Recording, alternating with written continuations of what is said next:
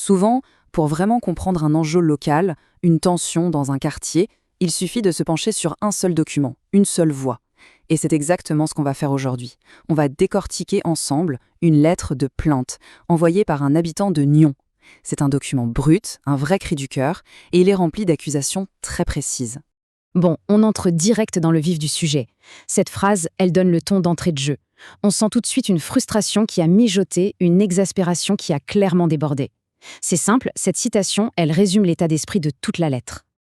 Alors, première partie. Faut bien comprendre que ce document, ce n'est pas juste une lettre de plainte classique. Non, c'est bien plus que ça. C'est un véritable dossier à charge. L'auteur ne fait pas que se plaindre, il aligne ce qu'il considère être des preuves, des observations, et puis il y a cette émotion brute à chaque ligne. C'est ça qui rend le témoignage si fort. Le contexte est donc essentiel. C'est une lettre adressée directement à un élu, sans filtre. L'idée ici, c'est d'analyser les arguments tels qu'ils sont formulés par l'auteur pour vraiment comprendre son point de vue sur ce conflit local qui a l'air de bien s'envenimer. C'est un peu un cas d'école. Que se passe-t-il quand un citoyen a l'impression que les canaux officiels ne fonctionnent plus? Ok, maintenant, avant de plonger dans la liste des incidents, on doit faire un petit détour. Un détour indispensable, par la loi. Parce que pour comprendre la colère, il faut d'abord comprendre les règles du jeu. Quelles sont ces fameuses règles que l'auteur estime bafouées en permanence?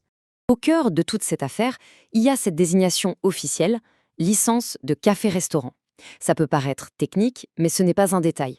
Ce type de licence est super encadré par la LADB, la loi cantonale, qui fixe les droits, mais aussi, et surtout, les devoirs de l'établissement.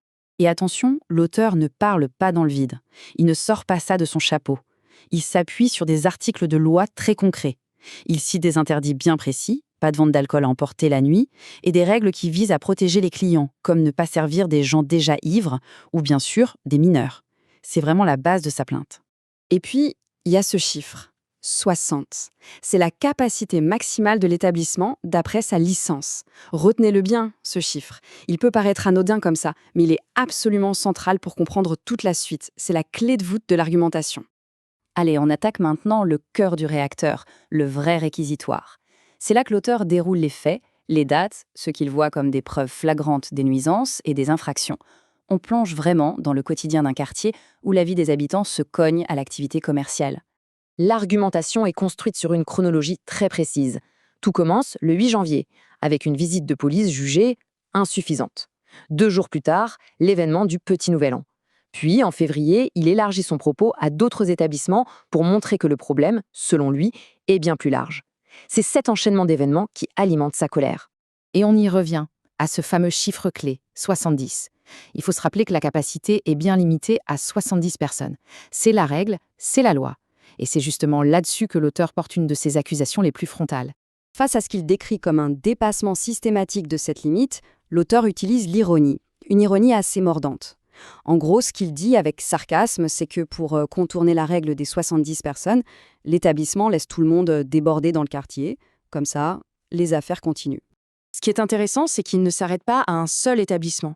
Il élargit sa critique. Il prend en photo ce restaurant voisin, le Terrénal, en affirmant que lui aussi a enfreint les règles de sa licence, en se transformant carrément en salle de concert. Ça sous-entend que le problème est généralisé dans le quartier. Forcément, avec toute cette accumulation de greffes, on en arrive à la question qui fâche, un thème central de la lettre, le sentiment d'être complètement abandonné par les autorités. C'est là que la plainte dépasse la simple infraction pour devenir une critique directe du système de contrôle. La question est posée, sans détour. Pour le plaignant, c'est simple. La surveillance est quasi nulle. D'après lui, la police n'est pas proactive, elle ne fait pas de ronde. Non, elle n'intervient que si on l'appelle, ce qui suggère un vrai manque de contrôle régulier. Et même quand la police intervient, c'est décrit comme étant totalement inutile. L'auteur dépeint ce scénario qui se répète encore et qui est hyper frustrant. La police arrive bien après la fête, souvent tard dans la nuit, elle constate que le calme est revenu et elle repart. Le problème de fond, lui, n'est jamais réglé.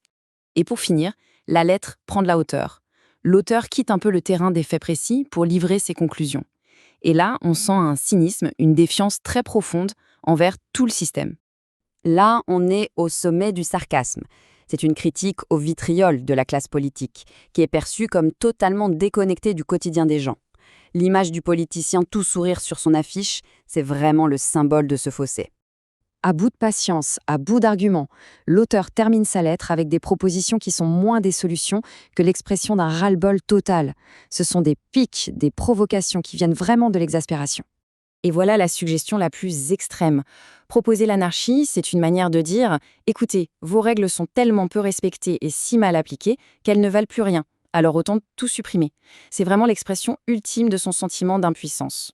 Et au fond, cette lettre illustre parfaitement la grande question soulevée ici, une question qui va bien au-delà de ce quartier de néon. Quand la loi sur le papier et la réalité du terrain divergent à ce point, quand les règles et le quotidien ne se parlent plus, à qui revient la responsabilité de réparer ce lien brisé ? C'est sur cette question, qui reste ouverte, que l'on va conclure.